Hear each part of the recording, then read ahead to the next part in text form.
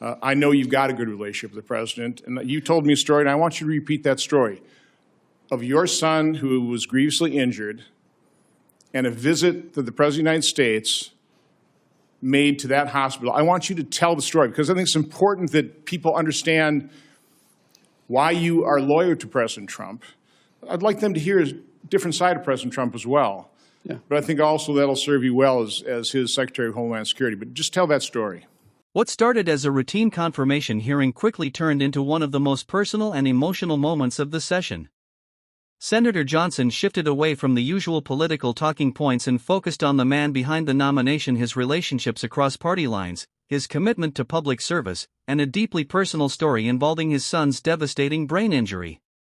Then came the story of President Donald Trump's unexpected involvement. Stay till the end as we unfold what happened. Ron, I'm going to try to get through it without crying then.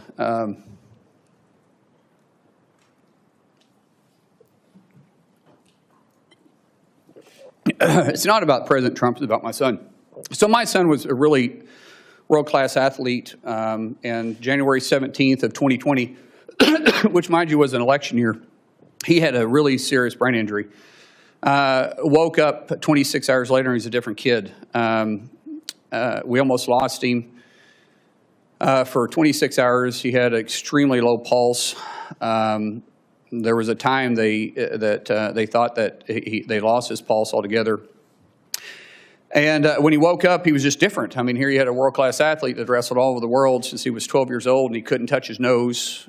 He couldn't walk without shuffling his feet. He had short-term memory loss. He couldn't control his muscles. Couldn't add 5+3. He was in high school at that time. Had to learn how to read, walk, everything. The president found out about it, and he gave me a call immediately. And one thing that the president joked about was, like, he said, let me get this straight. He doesn't know who you and Christy are, but he knew who I was because the only question you got right is who the president was. And he said, Trump, with this cocky grin on his face. And but the president didn't understand the severity of it, but he heard it in my voice, and immediately he went to work. I told him we had to get to Bakersfield, California, to the Center for Neural Skills, which is one of the best neural rehabilitation places in the world. And the president offered to send his plane, his personal plane. This is the president of the United States. And I said, sir, we can't fly. We got to drive. We get there, and he called almost every day for 2 weeks checking on Jim. And then he says, I'm going to come see him. And now this is the middle of the election. This is Bakersfield, California. Really not an area he's got to go campaign. And he took the time to come up there and see Jim. And the center told us that the short-term memory loss something would trigger it. Some big event would eventually trigger where he'd start retaining stuff. Until then, he was still having issues. And the president arrived, and of course there was cameras and everybody around, and of course none of the media ever talked about it, which was funny because the president called him on stage and talked to him. And then we went to the back, and the president didn't talk to me. He didn't know I was in, I mean, he didn't even care if I was in the room. Here's a guy that's been over in his ties about as long as my son because my son, it stunted his growth, and so he's 5'3" the rest of his life.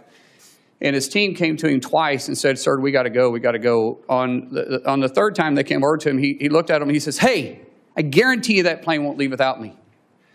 And for the next 15 minutes, he did nothing but love on my son.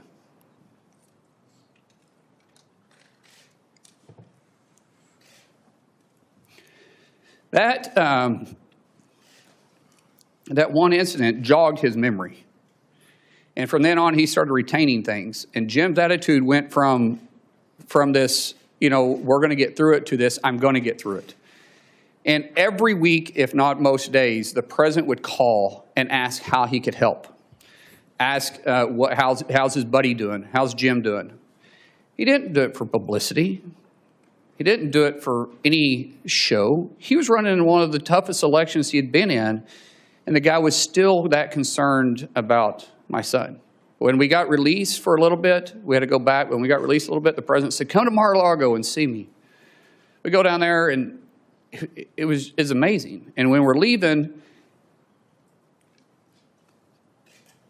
dang it, I hate getting emotional.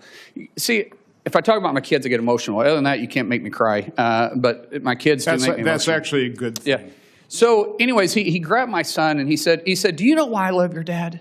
Do you know why I love your dad? Chrissy tells the story better than I do. And he goes, no, sir. He goes, because he loves you. Because of you. Because of you. Man, he didn't do it for any other reason. I mean, here's the President of the United States, and he did it just because he cared. And so when you want to say why he's a friend, yeah, we were acquaintances before that.